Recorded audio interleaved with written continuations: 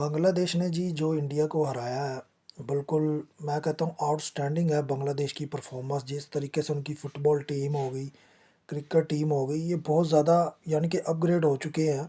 इनकी जो टैलेंट है वो उभर उभर के निकल रहा है इस टाइम।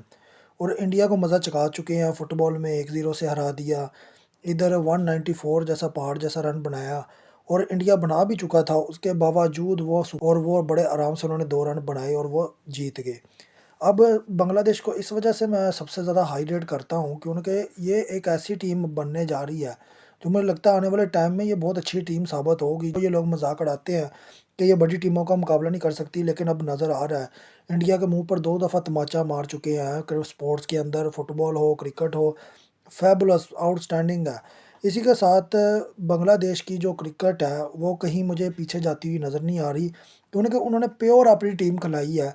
कोई इंटरनेशनल प्लेयर शामिल नहीं किया कहीं से, यानी कि जैसे कि इंडिया के पीपीएल के प्लेयर थे, पाकिस्तान के पीएसएल के भी प्लेयर थे, इंटरनेशनल प्लेयर थे, लेकिन बांग्लादेश अपनी प्योर टीम के साथ आया और उन्होंने एक ऐसे मैच को खींचा जो कि इंडिया बड़े आराम से समझ रहा था कि वो जीत जाएगा।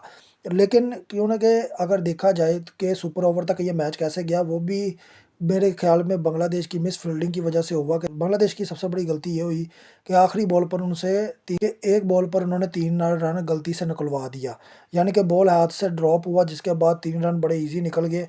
तब ये मैच सुपर ओवर की तरफ गया, वरना ये मैच बहुत पहले ही इंडिया हार चुका था।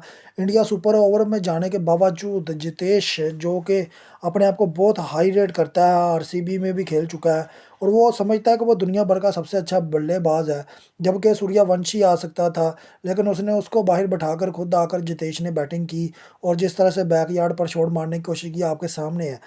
बात सिर्फ इतनी करूँगा कि आईपीएल के जो इनके प्लेयर हैं, वो कोई इतने खासे कामयाब नहीं है। वो जहाँ इंटरनेशनल क्रिकेट खेलते हैं या इस तरह के टूर्नामेंट आते हैं, वो वहाँ पर फ्लॉप और नज़र आते हैं। इंडिया को उनको बनाने के लिए बहुत लंबे चांस देने पड़ते हैं। अगर देखा जाए तो सूर्य कुमार यादव ऑस्ट्रेलिया में कितना नाकाम हुआ वो आपके सामने है, वो भी आईपीएल की प्रोडक्ट है। इसके अलावा सुदर्शन है, वो भी आईपीएल का प्रोडक्ट है, लेकिन वो टेस्ट में लगातार फ्लॉप हो रहा है। वो इतना कुछ खास प्लेयर साबित नहीं हो रहा टेस्ट के अंदर। बात मैं सिर्फ इतनी करूँगा कि क्या इंडिया कहता है कि जी हमारे पास 1800 करोड़ है, हम हाई स्ट्रक्चर वाली बोर्ड है, हमसे कोई पंगा नहीं ले सकता। ये इंडिया वाले सिर्फ एक तरीके से जी सकते हैं। ये पिच क्यूरेटर हो, मैच अंपायर हो, स्टैंड अंपायर हो या जो भी थर्ड अंपायर हो, ये उस तरीके से जीतते हैं। इनका ये इस तरीके से ये कभी नहीं जीत पाते। जो इनके हालात नज़र आ रहे हैं अभी तक जो मैंने देखे हैं, अगर सुपर सिक्स में देखा हो, चाहे इन्होंने सीनियर टीम भेजी हो, लेकिन मोस्ट सीनियर टीम भेजी थी, ये उधर भी हार गए। अब जो राइजिंग स्टार एशिया कप हुआ है दोहा में, अब ये उधर भी बड़े बुरे तरीके से हारे हैं। इसके अलावा फुटबॉल में देखा जाए, फुटबॉल में भी इनके पास बहुत ज़्यादा पैसा है, लेकिन फुटबॉल में ये बांग्लादेश के खिलाफ 1-0 से हार गए हैं। तो मुझे नहीं समझ आ रहा ये किस बात का गुरूर है।